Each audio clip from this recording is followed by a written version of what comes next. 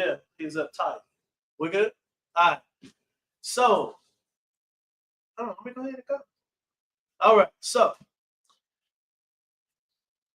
I guess it's part 2 of today's, but it ain't the same lesson. So, Shabbat Shalom again, if anybody was paying attention for the last one. Hey, it is what it is. But we are on lesson number 2 for today. Of course, we're trying to stick with the 15-minute or less thing, and we are talking about Satan. Most people don't talk about Satan that much. They just blame him for everything that they do wrong. That is just not the way it goes. And we're going to see that today. You know, we get upset, and I don't think people realize Satan is not going to be up there for your judgment.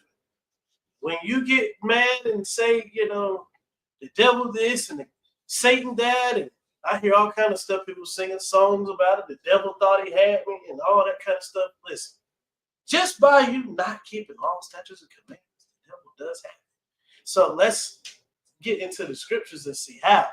Let's see. Satan is a weapon of God. A lot of people don't understand that, but when Satan failed, God don't waste anything. So he said, you know what? I'm still going to use you. I'm just going to limit your power and your range of authority that you have. But I'm still going to use you. I'm still going to make good use out of you. You know, let's say he's the prince of the air. He probably don't like to talk about it, but it's okay. We got to continue. So it is, I know, right now. Ezekiel 28:11. Let's get straight to it. Let's just get straight to it. Let's see how this thing works. Moreover, the word of the Lord came unto me, saying, Son of man, take up a lamentation upon the king of Tyrus, and say unto him, Thus saith the Lord God, Thou sealest up the sun, full of wisdom and perfect in beauty. Thou hast been in Eden, the garden of God. Wait a minute. There's no way that anybody at this time that he's talking to could have been in the garden of God. That's impossible. Nobody's lived that long. So we know he's literally talking to an entity because there's no flesh, there's no mankind that was alive at this time, King Tyrus, that would have been in the garden of God. Just keep that in mind. Go ahead. Every precious stone was thy covering, the sardius, topaz, and the diamond, the beryl, the onyx, and the jasper, the sapphire, the emerald, and the carbuncle, and the gold, the workmanship of thy tablets and of thy pipes was prepared in thee in the day that thou was created. Go ahead. Thou art the anointed cherub that covereth, and I have set thee so. Thou wast upon the holy mountain of God. Thou hast walked up and down in the midst of stones of fire. Thou wast perfect in thy ways from the day that thou wast created till iniquity was found in thee. By the multitude of thy merchandise, they have filled the midst of thee with violence, and thou hast sinned. Therefore, I will cast thee as profane out of the mountain of God, and I will destroy thee, O covering cherub, from the midst of the stones of fire. Thine heart was lifted up because of thy beauty, and has corrupted thy wisdom by reason of thy brightness. I will cast thee to the ground. I will lay thee before kings, that they may behold. So all this is what he said to the king of Tyrus. The king of Tyrus was cherub? Obviously not. So now we know for sure he's talking to Satan. So now that we see that, we see Satan influences governments because he's talking to the king of Tyrus in the flesh, but the spirit that's using him is Satan. So when you're thinking about politics, when you're thinking about authorities or anything like that, you must consider whether it be Satan involved or not. And all you got to do is look at what's going on. It's really simple. Let's get Revelations 12 and 7. It's Revelation chapter 12, verse 7. Something you need to go back and check on. Is it 12? Yep, Revelations 12 and 7. All right. Here, I'll read it if you want to write that. All right, Revelation chapter 12, verse 7. And there was war in heaven. Michael and his angels fought against the dragon. And that dragon fought and his angels. So you see, right? That's pretty clear. It's a war in heaven, and you gotta pay attention now. Gotta pay attention. It says, and prevailed not, neither was their place found any more in heaven. And the great dragon was cast out, that old serpent called the devil and Satan. Y'all see all these different titles? The dragon, the serpent, the devil, and Satan, and even Lucifer. It's just not in this particular scripture. It says, which deceiveth the whole world. He was cast into the earth, and his angels were cast out with him. This is what's going on when we're talking about authorities and things like that. So when policies are being made, when all these things are happening higher up, you got to understand where it's coming from. Let's go back up to verse 4 and read that. All right, verse 4. And his tail drew the third part of the stars of heaven, and they did cast them to the earth. And the dragon stood before the woman, which was ready to be delivered, for to devour her child as soon as it was born. And that's good. So as you can see, what child was going to be born that they wanted to kill? That was Christ. Satan is trying to devour Christ as soon as he's born. But who did we read was doing that? King Herod, right? Once again, you have a king that's influenced by Satan or one of his angels that it says his tail drew a third of. So when we see what's going on, we're looking at Satan and we thinking Satan is in our everyday lives, and he is not caring about what you do on your day-to-day basis. Maybe one of them other lower angels, but we're looking at Satan running governments and stuff. Does that mean he won't influence you? I'm not saying that. Of course, him or those angels can, but the scriptures say you are drawn by your own lust and desires, right? That's even something to think about with Eve. Why did she go talk? Why did she even go to the tree? She was drawn by her own desire, right? That's why the first thing it started naming was what she desired or what she saw to be good. Let's continue though. Let's get Hebrews 1 and 6. That's Hebrews chapter 1, verse 6. And again, what he bringeth in the first begotten into the world, he saith, and let all the angels of God worship him. Mm-hmm. And of the angels he saith, who maketh his angels spirits, and his ministry and his ministers a flame of fire. All right. And let's drop down to 13. So as you can see, his angels are spirits and flames of fire. That's why they describe a star as a ball of gas, burning gas, right? Same thing. Flame of fire. Go ahead. But to which of the angels said he at any time, sit on my right hand until I make thine enemies thy footstool? Are they not? Who did he say it to? Christ, right? Yeah. The Lord said it to my Lord. Go ahead. Are they not all ministering spirits? So are they not all? Ministering means serving. These are spirits that are created to serve. Go ahead. Sent forth to minister for them who shall be heirs of salvation. So let's continue. Let's go and let's get Ezekiel 33 and 1 and let's see. Because he uses these spirits to do good and he uses these spirits to do bad. Whether it be Satan and his, or whether it be Michael and Gabriel and the ones with them. All right. Where we at? Ezekiel. I said Exodus or Ezekiel? Ezekiel. Okay, Ezekiel 33 and 1. All right. Again, the word of the Lord came unto me, saying, Son of man, speak to the children of thy people, and say unto them, when I bring the sword upon a land, if the people of the land take a man of their coast, and set him for their watchman, if when he seeth the sword come upon the land, he blow the trumpet and warn the people, then whosoever heareth the sound of the trumpet and taketh not warning, if the sword come and take him away, his blood shall be upon his head.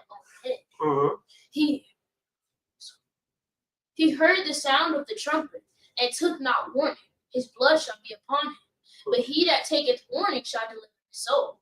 But if the watchman see the sword come and blow not the trumpet, and the people be not warned, if the sword come and take any person from among them, he is taken away in his iniquity. But his blood will I require at the watchman's hand. So thou, O son of man, thou hast set thee a watchman unto the house of Israel. Therefore, thou shalt hear the word of my mouth, and warn them from me. Warn them from who? From me. So who is the one that's behind this when something happened? Just in case you didn't get that one, we're going to continue. I'm not going to spend a lot of time on that. Just want you to see he warns you when things are supposed to happen, and as a watchman, you're supposed to pay attention. When you see it, you get out of the way. You don't, it's your fault. Or if you see it and you still don't get out of the way, or if you don't see it at all, either way, that's on you for not paying attention, because he is the one that's sending it. Let's get Exodus 7 and 1. That's Exodus 7 and 1. All right. And the Lord said unto Moses, See, I have made thee a god to Pharaoh, and to Aaron thy brother, and thou shalt be a prophet. Thou shalt speak all that I command thee, and Aaron thy brother shall speak unto Pharaoh, and that he send the children of Israel out of his hand. And I will harden Pharaoh's heart, and multiply my signs and my wonders in the land of Egypt. Mm-hmm. But Pharaoh shall not hearken unto you, that I may lay my hand upon Egypt, and bring forth mine armies, and my people, the children of Israel, out of the land of Egypt by great judgments. Mm-hmm. And the Egyptians shall know that I am the Lord, when I stretch forth mine hand upon Egypt, and bring out the children of Israel from among them. And what did he do when he stretched forth his hand? Right before that, he had already punished them, right? And it came from who? God, right? And he's telling you here, he's giving Israel the warning. And if you continue to read, you're going to learn about the holy day when he tell them put the blood on the door and all that, because I'm sending that spirit of death, right? But you see, he is the one that made Pharaoh's heart harden. He caused that, right? Let's continue. Let's get Psalm 78 and 40. This is what everybody's here for. Psalm 78 and 40. Just wanted to kind of, dress it up a little bit on the way.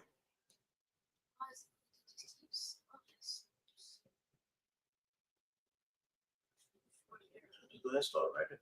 All right. Mm-hmm.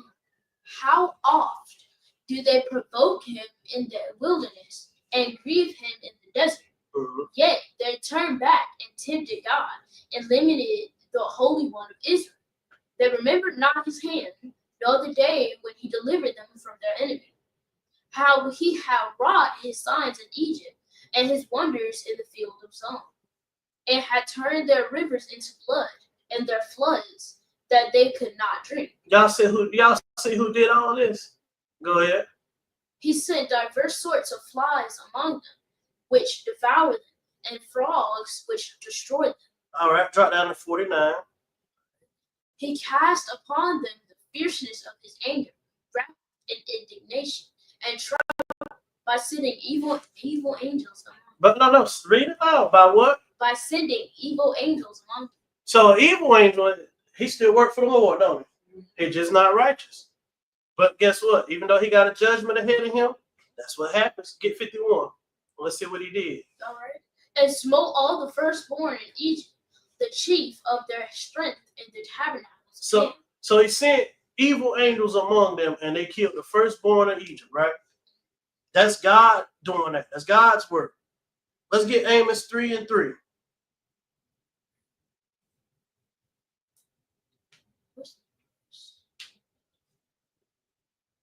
Scroll extra. I tried to scroll down and it went on. No, it's froze or something. No, it's right here. All right, Amos 3 and what did I say? 3. All right, go ahead. Can two walk together except they be agreed? Well, all right, that's the question. So let's get verse 6. Shall the trumpet be blown in the city, and the people not be afraid? Shall there be evil in the city, and the Lord hath not done it? Who did it? The Lord hath not done it. One more. Surely the Lord God will do nothing, but he revealeth his secrets unto the servants, the prophets. He give his secrets to the servants. Y'all get out of the way. This is what's getting ready to happen. When you go and you see how bad certain cities are, and it's like black on black crime, all kind of crazy stuff. When you see the police whoop somebody down in the street and we get upset about it, what they say, have the Lord not done this? Because no one considers why it happened. We just get racially feud with anger, and we get to the point where we just say, oh, well, now we get our feelings involved instead of saying, wait, why is this happening to us? Because the Lord said, have I not done it? So every time you get mad at what you see presented to you, whether it be media, whether it's live, whatever, always ask yourself, has the Lord not done this? Why is the Lord not on our side at this moment? He's not going to be on your side in wickedness. That's what we got to understand as a nation, as a people, as a world. Let's continue though. What was that, Amos? Mm-hmm. All right, let's get.